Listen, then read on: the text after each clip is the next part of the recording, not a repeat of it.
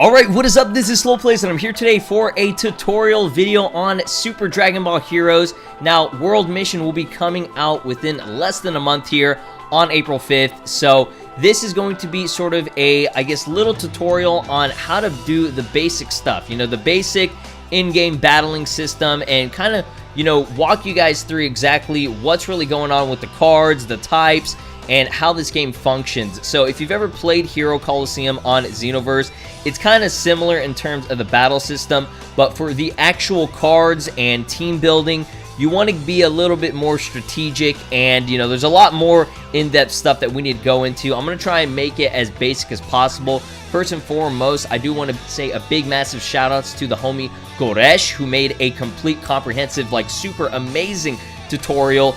It's all through text. It's like a guidebook on how to understand this game and how it works and everything, but I'm just going to give you guys like the main basic stuff so that you can digest it before the game releases and you'll understand what's going on. So right here, as you can see, I'm playing the game in real time. I'm actually going to be walking you guys through exactly what everything means here. So right here we have our cards. So in Dragon Ball Heroes Ultimate Mission X, which is the game that I'm playing right now, this is for the 3DS, and this is the only way I'm able to show you guys any footage of it because there currently isn't any, you know, game to show you right now since World Mission isn't even out. So I'm just using this, and as you can see, it is in English right now. I do have a translation of it, but basically, you're gonna have 5 members on your team. Now, in World Mission, you will have 7 members on your team. That's the only difference. That's the main thing. And I'm not entirely sure if you will be able to have accessories. As you can see under the card, I have this like little item that kind of looks like a belt, and then we have a ring and like a little Patara earring. You know, just disregard that just for now. I'm not entirely sure if that's going to be in World Mission just yet, if they're going to implement it. I would assume that they will, but basically all those do, or they pretty much allow you to have more, you know, I guess like status effects, such as, you know, an accessory here. This is the ability. It says Distorted Justice, so it can like increase or decrease certain things in terms of your HP, power, or your guard, which is shown up there at the very top, depending on what card slot that you actually get.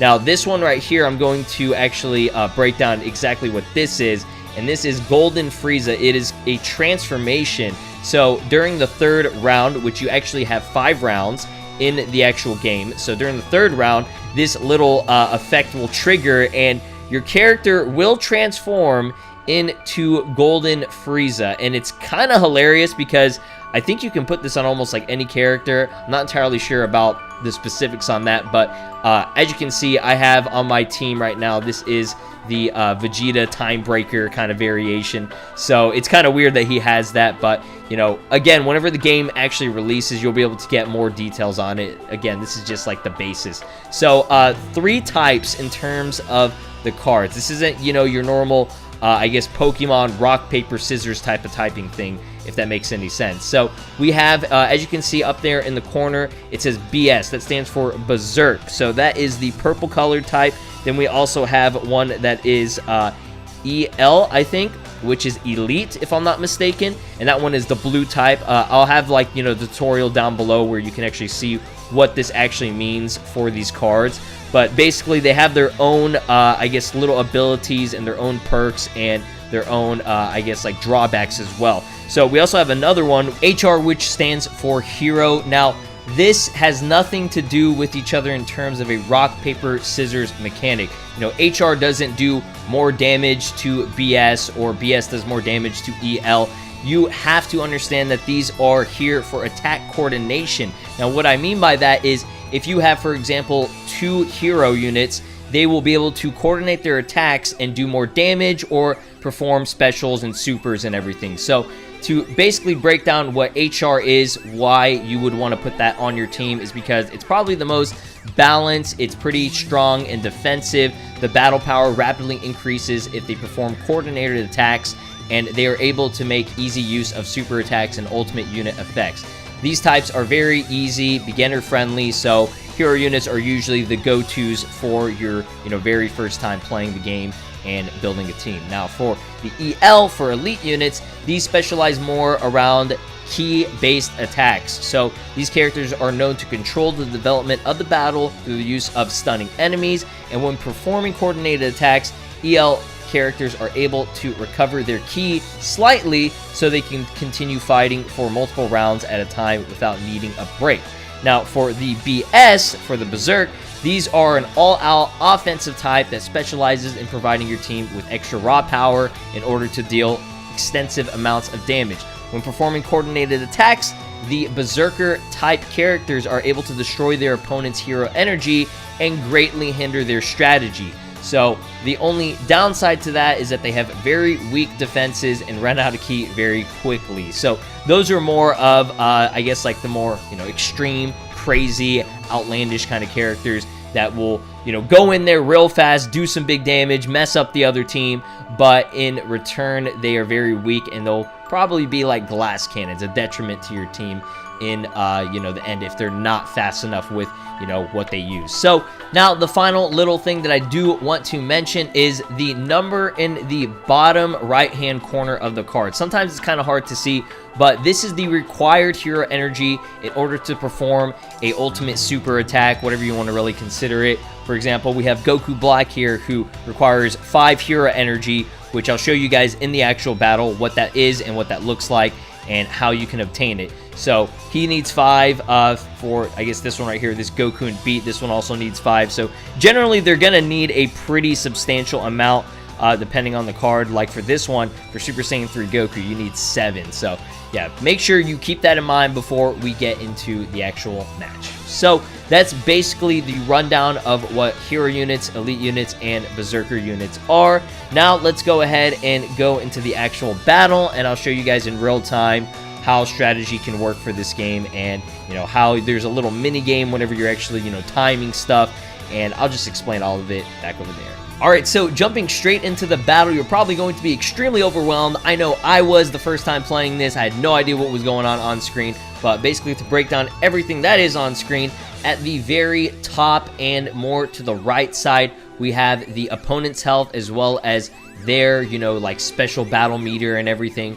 And then we have at the bottom and more to the left side, of course, at the top with the giant, where you see the giant zero and everything, that is actually your scouter for your battle power. So basically what you're going to do is you're going to actually check out this entire board, and you're probably looking at this and like, okay, I see blue, yellow, orange, and red. What is that? What does that signify? So the blue is the support area. That's where you want to hang your characters back in order to recover ki, but it does not give you any battle power. You're not able to fight. Those are just pretty much for support, waiting in the background to charge and replenish everything until the next turn when you can actually put them back up into the attack area. Now, the attack area is signified from yellow to red. Now, the yellow zone is the back row, and the ki consumption is going to only be 1. So it's only going to consume 1 bar of ki, and your battle power will increase by 1,000, which is the giant number up in the corner there. So basically going to the orange zone, that is going to be ki consumption of 2, battle power plus 2,000, and the front row, which is going to be the red, that is the max that you can go to, ki consumption 3, and battle power, which is 3,000. Now your ki is actually the little green, I guess, meter that you see right there for each character.